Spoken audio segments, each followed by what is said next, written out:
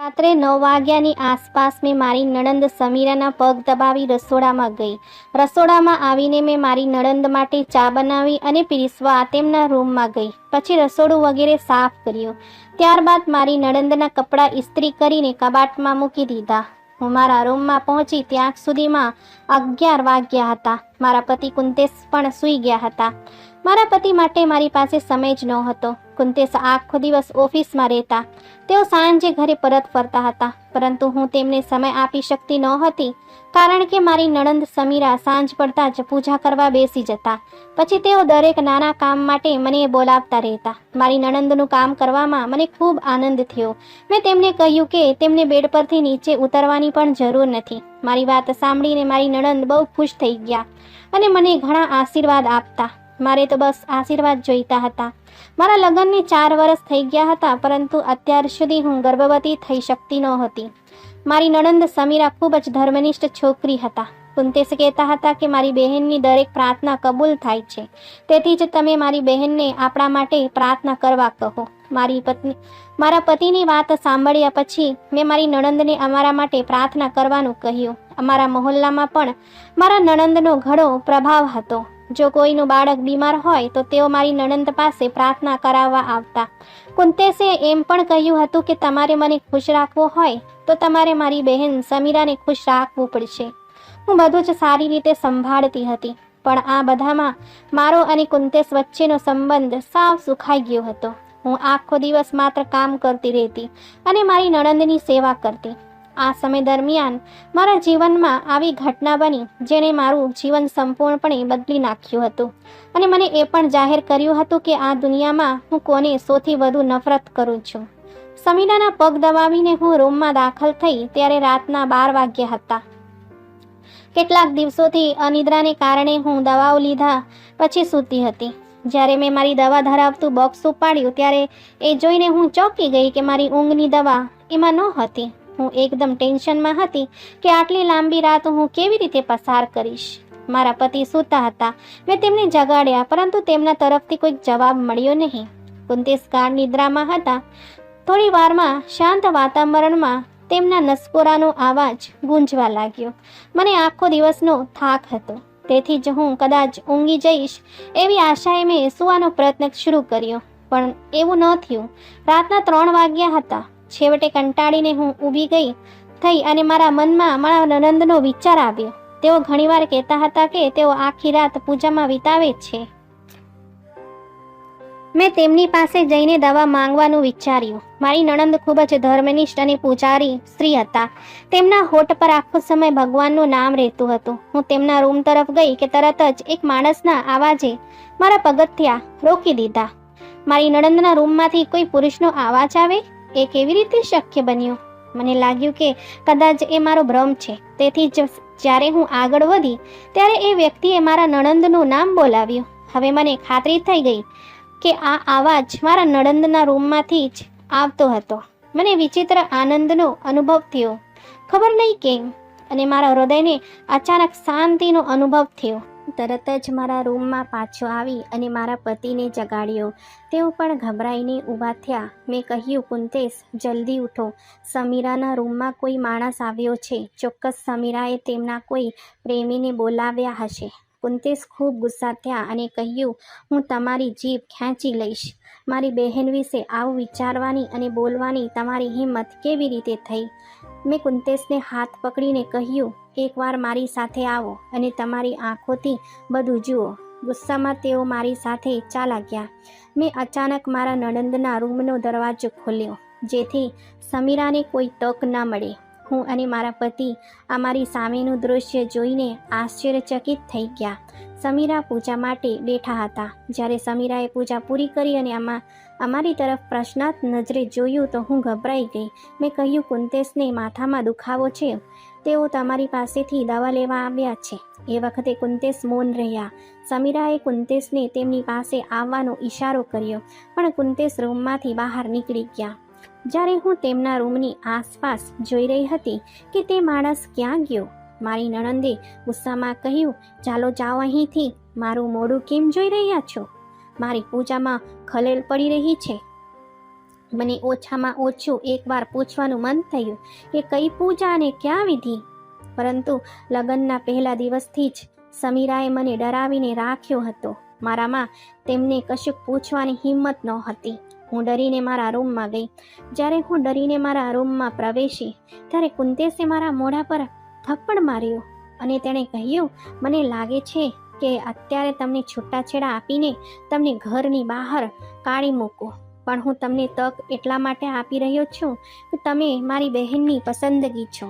પણ આજ પછી તમે આવી હાસ્યાસ્પદ વાત જીભથી બોલીશ તો હું તમને છૂટાછેડા આપવામાં એક ક્ષણ પણ બગાડીશ નહીં. તમે સમજ્યા? હું ગભરાયેલી રહી ગઈ. કુંતેશ ફરી એકવાર સૂઈ ગયા. જ્યારે હું ઓરડાના ખૂણામાં બેઠી હતી, આંસુ વહાવી રહી હતી. આજે મને સમીરા પર બહુ ગુસ્સો આવ્યો. મારું પરિણીત જીવન તેમની આસપાસ ફરતું હતું. મારી નણંદ સમીરા મારા માટે કુંતેશનો સંબંધ લઈને આવ્યા હતા. તેણે પોતાની જાતને એક મોટી ચાદરમાં છુપાવી હતી. આંખો નીચી કરીને એ કોમળ સ્વભાવની છોકરીએ આપણા હૃદયમાં ઘર કરી લીધું હતું. મારા માતા પિતાને આ સંબંધ ખૂબ ગમ્યો, તેથી તેઓએ હા પાડી. મારી માએ પણ કહ્યું કે ના તો સાસુ છે કે ના તો સસરા, એક જ નણંદ છે જે આખો દિવસ પ્રાર્થના કરે છે. પલંગ પર બેસાડીને નણંદને ખવડાવશો ને તો પણ ઓછું જ થશે. તેણી ભગવાન તરફથી છે. તેણીના હૃદયને ક્યારેક દુઃખ પહોંચાડતી નથી, હંમેશા નમ્રતાથી વર્તે. કદાચ તેમના હૃદયમાંથી નીકળેલી પ્રાર્થના તમારું જીવન બદલી નાખશે. મેં મારી માની વાત મારા પલ્લુ સાથે બાંધી લીધી હતી. કુંતેશને લગ્નની રાત્રે મને ભેટ આપવી જોઈતી હતી. તેણે પણ તેના બદલે હજારો સલાહ આપી. મારી બહેન સમીરા મારે માટે મારી માતા સમાન છે. જો તમે તેમને ખુશ રાખશો તો સમજો કે હું તમારાથી ખૂબ ખુશ થઈશ. મેં કુંતેશના દરેક શબ્દને મારા મનમાં સમાવી લીધો. પછી મેં મારી નણંદ સમીરાની સેવાને મારું સર્વસ્વ બનાવી લીધું. કુંતેશ ઉઠતા બેસતા મારા વખાણ કરતા હતા. પણ એક સાંજે કુંતેશ સમીરાના રૂમમાં ઘણા કલાકોથી બેઠા હતા અને જ્યારે તેઓ બહાર આવ્યા ત્યારે તેઓ ખૂબ જ ગુસ્સામાં દેખાતા હતા. તેઓ અવારનવાર મારી સાથે ઝઘડા કરતા હતા. મેં કારણ પૂછ્યું તો તેણે કહ્યું, કદાચ તમે એ બધી વાતો ભૂલી ગયા છો. અમારા લગ્નની રાત્રે મેં તમને જે કહ્યું હતું, મેં તમને કહ્યું હતું ને કે મારી બહેનનું ધ્યાન રાખજો, પણ તમે એમ નથી કરતા. હું એકાએક અસ્વસ્થ થઈ ગઈ અને મને રડવાનું મન થયું, કારણ કે મને ખબર નથી કે સમીરાને કઈ બાબતથી ખરાબ લાગ્યું. મને ડર હતો કે કુંતેશ મારાથી ગુસ્સે થઈ જશે. તેથી જ મેં ફરી એકવાર મારા દિવસ અને રાત સમીરાની સેવામાં સમર્પિત કરી દીધા. કુંતેશ ફરી મારાથી ખુશ રહેવા લાગ્યા. એક દિવસ મેં કુંતેશને જીદ કરી કે કુંતેશ, મને ખાવા માટે બહાર લઈ જાઓ. અમે બંને પતિ પત્ની લગ્નના 3 મહિના પછી ક્યાંક બહાર ફરવા ગયા ન હતા. અમે બંને ખૂબ ખુશ હતા. અમને ઘરે પાછા ફરવાનું મન ન થયું. કુંતેશે મને વચન આપ્યું હતું કે હવે તેઓ મને અવારનવાર બહાર ફરવા લઈ જશે, પણ મને ખબર નહોતી કે તેઓ પોતાનું વચન પાળી શકશે નહીં. સાંજે અમે ઘરે પાછા ફર્યા ત્યારે ઘરનું દૃશ્ય જોઈને અમે દંગ રહી ગયા. સમીરા આંગણમાં બેઠા હતા. તેમના બંને હાથમાં તેમના માતા પિતાની તસવીરો હતી અને તેઓ જોર જોરથી રડતા હતા. તેઓ ફરી ફરીને એટલું જ કહેતા હતા કે પપ્પા, તમારા ગયા પછી તો કુંતેશ પણ બદલાઈ ગયો છે. જ્યારે કુંતેશની પત્ની રશ્મિ મને તેમના જૂતાની ટોચ પર રાખે છે. કુંતેશ અચાનક મારી સામે આશ્ચર્યની નજરે જોવા લાગ્યા. કુંતેશે સમીરાના પગ પકડીને માફી માંગી. પછી તેમનો ગુસ્સો થોડો ઓછો થયો, પણ કુંતેશનો ગુસ્સો વધુ વધી ગયો. તે ગુસ્સામાં બોલ્યા, છેવટે તમે મારી પીઠ પાછળ મારી બહેન સાથે કેવું વર્તન કરો છો? તેઓ હંમેશા તમારા વિશે ફરિયાદ કરે છે. મેં કુંતેશને માથે સોગંદ લીધા અને સમજાવવાનો પ્રયત્ન કર્યો કે હું તેમની બહેનની ખૂબ કાળજી રાખું છું. મને તે સમયે લાગતું હતું કે જેમ ભગવાનની ખુશી મેળવવી ખૂબ જ મુશ્કેલ છે, તેવી જ રીતે ભગવાનના ખાસ બંદાઓને ખુશ કરવા પણ મુશ્કેલ છે. મેં સમીરાની ખૂબ સેવા કરી, પરંતુ તેણે ક્યારેક સંતુષ્ટ ન હતી. હવે મને ધીમે ધીમે એ સમજાવવાનું શરૂ થયું કે ભગવાનની ખુશી મેળવવી ખૂબ જ સરળ છે. રસ્તામાં પડેલા પથ્થરને હટાવીને ભગવાન આપણા કર્મોમાંથી પર્વત જેટલા પાપોને દૂર કરે છે, પણ માણસને સંતુષ્ટ કરવું એ બહુ મુશ્કેલ કામ છે. હવે જ્યારે મેં સમીરાના રૂમમાંથી એક માણસનો અવાજ આવતો સાંભળ્યો, ત્યારે મેં વિચાર્યું જાણે મોક્ષની ચાવી મારા હાથમાં આવી ગઈ છે. આજથી પહેલા મને ખ્યાલ પણ નહોતો કે હું સમીરાને આટલો ધિક્કારું છું. તેમના કારણે મારું લગ્ન જીવન તૂટી ગયું છે. કુંતેશ આખો સમય સમીરા વિશે વિચારવામાં વ્યસ્ત રહેતા હતા. હું તો નોકરાણી જેવી જ હતી. હવે મેં નક્કી કર્યું હતું કે હું સમીરાનું સત્ય જાતે શોધી કાઢીશ અને કુંતેશની આંખો પર બાંધેલી પાટા હટાવીશ. હું મારા આંસુ લૂછીને સૂઈ ગઈ. સવારે કુંતેશ ખૂબ જ અસ્વસ્થ મૂડમાં હતા. જ્યારે હું સંપૂર્ણપણે શાંત હતી, હંમેશાની જેમ હું પોતાના કામમાં વ્યસ્ત હતી, તો અચાનક સમીરા મારી પાસે આવ્યા અને મારી તરફ ભસ્મીભૂત આંખોથી જોઈને તેણે કહ્યું, કાલે રાત્રે તમે અને કુંતેશ મારા રૂમમાં કેમ આવ્યા હતા? હું પણ તેમની આંખોમાં જોયું અને કહ્યું કે ગઈકાલે રાત્રે મને તમારા રૂમમાંથી એક માણસ બોલતો સંભળાયો. હું ખૂબ ચિંતિત હતી કે કોઈ ચોર ઘરમાં ઘૂસી ગયો છે, તેથી જ હું કુંતેશને મારી સાથે લાવી હતી. સમીરાએ કહ્યું, તમને શરમ નથી આવતી? આવું વિચારીને મારા રૂમમાં ચોર ઘૂસ્યો નથી, તમારા હૃદયમાં ચોર ઘૂસ્યો હોય એવું લાગે છે. તમારા હૃદયમાંથી આ ચોરને હું કેવી રીતે દૂર કરીશ? તમને છૂટાછેડા અપાવીને. જો હું કુંતેશને એકવાર કહીશ ને કે તેણે તને છૂટાછેડા આપી દેવા જોઈએ, તો તેઓ મને ફરીથી પૂછશે નહીં. કુંતેશ તમને છૂટાછેડાના કાગળો આપશે અને તમને અહીંથી ભગાડી દેશે. છૂટાછેડાની ધમકીથી હું ગભરાઈ ગઈ હતી. તેથી જ હું ચૂપ રહી. રોજની જેમ રાત્રે પણ હું રાબેતા મુજબ મારું બધું કામ પૂરું કરીને રૂમમાં પ્રવેશી. કુંતેશ હંમેશાની જેમ સૂઈ ગયા હતા અને હું પણ સૂઈ, જ્યારે મારા કાન હજુ પણ બહાર તરફ હતા. દરેક અવાજે હું ચોંકી જતી. પછી જ્યારે રાતના 3 વાગ્યા હતા, ત્યારે હું શાંતિથી ઊભી થઈ અને રૂમની બહાર આવી. મારા પગ સમીરાના રૂમ તરફ આગળ વધી રહ્યા હતા. મેં તેમના રૂમની બારીમાંથી તેમની વાત સાંભળી. તેઓ કોઈક સાથે વાત કરી રહ્યા હતા.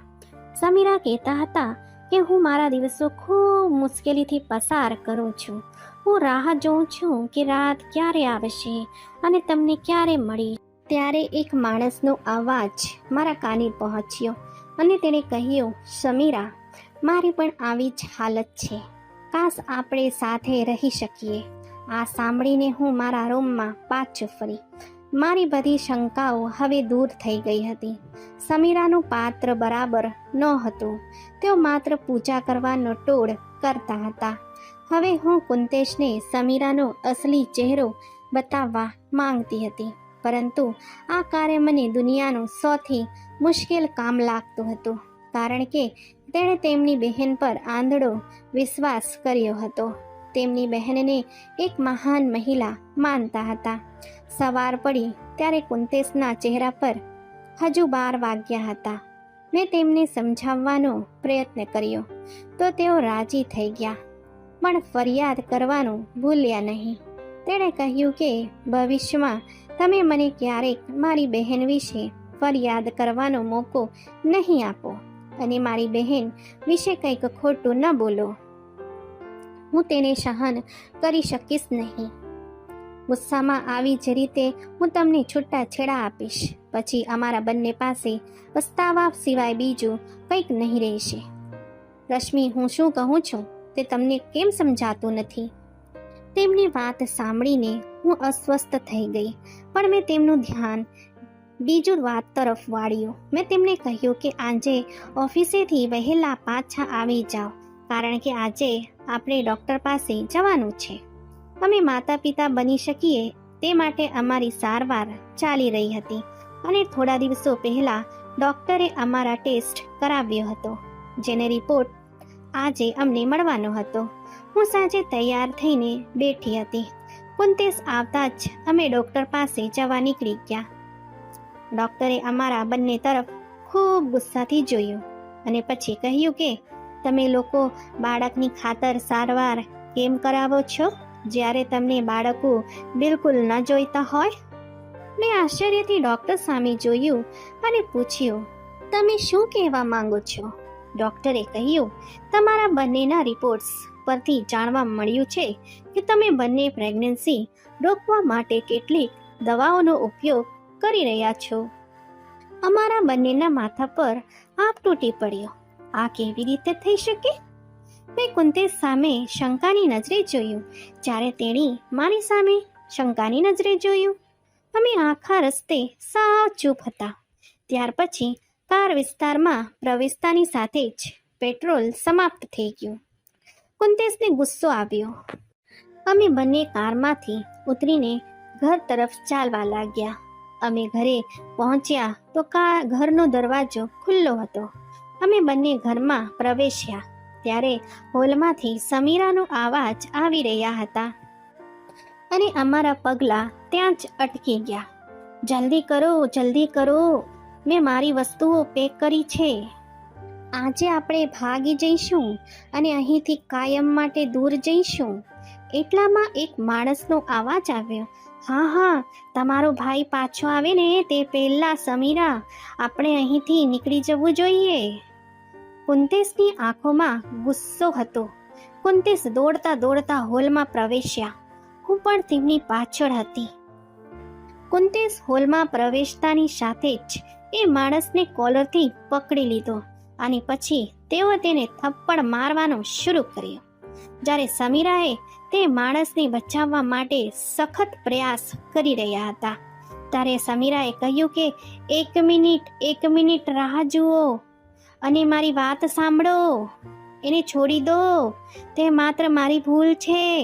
કુંતેશ આગળ વધીને સમીરાને પણ થપ્પડ માર્યો. સમીરા ડગાઈને સોફા પર પડી ગયા. હું ગભરાઈ ગઈ હતી કે આ શું થઈ રહ્યું છે.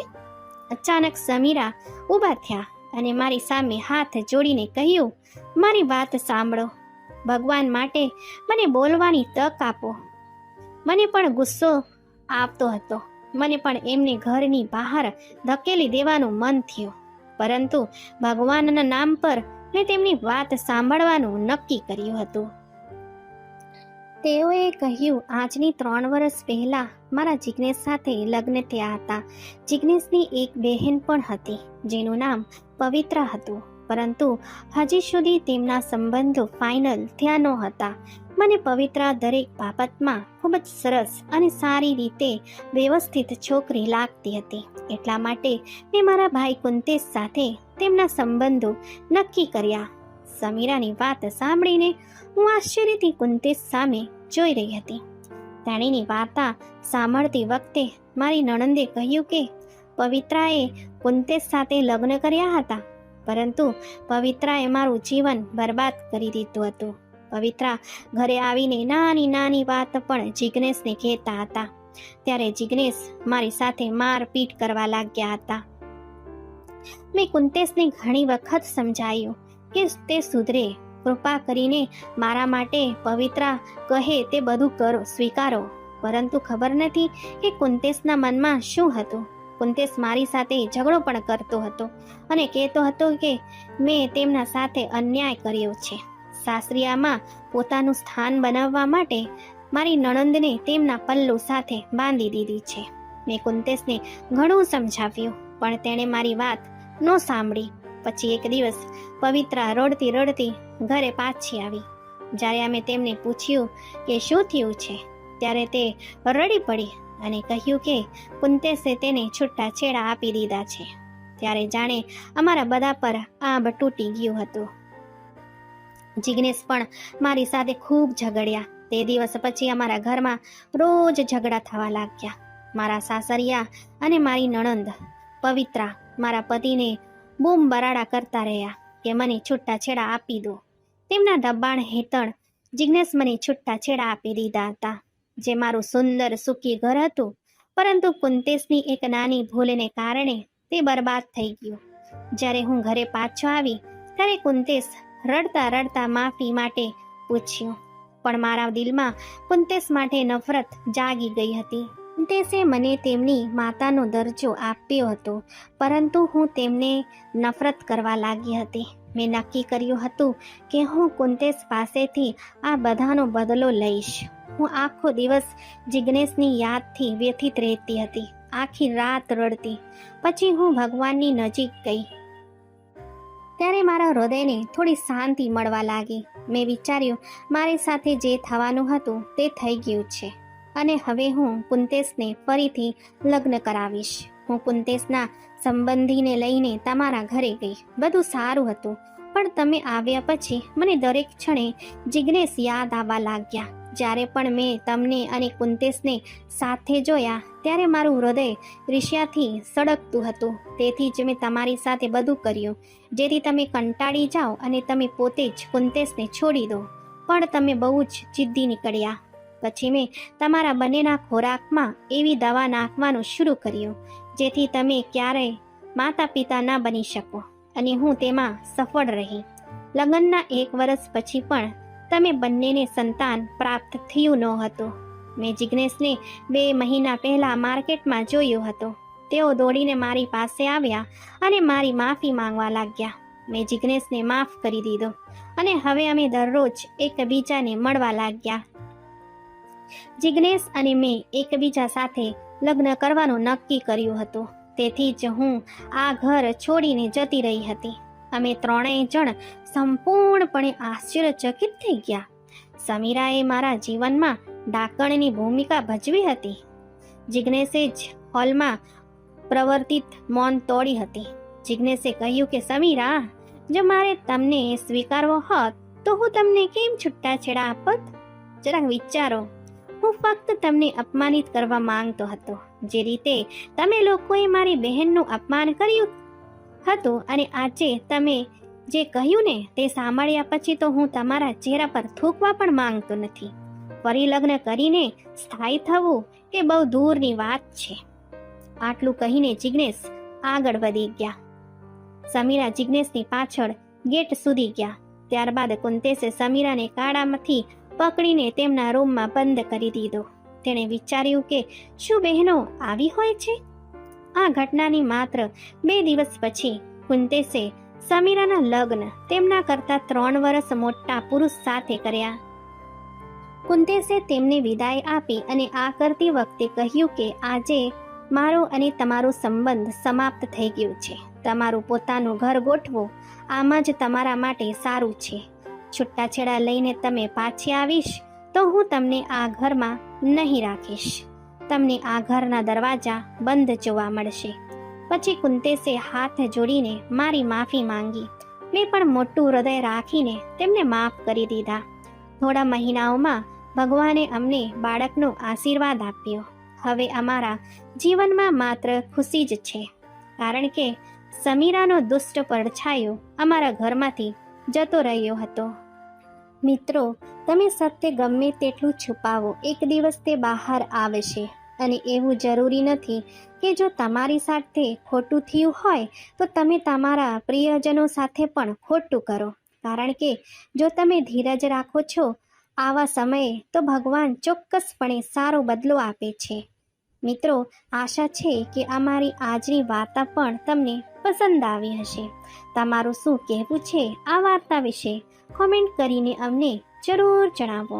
વિડીયોને લાઈક કરજો અને આવી જ વાર્તાઓ સતત જોવા માટે ચેનલને સબસ્ક્રાઈબ કરીને બેલ દબાવીને ઓલ પર સેટ કરો, જેથી આવનારા વિડીયોની નોટિફિકેશન તમારી પાસે તરત પહોંચે. આપણે મળીએ નેક્સ્ટ વાર્તામાં. ત્યાં સુધી ધન્યવાદ.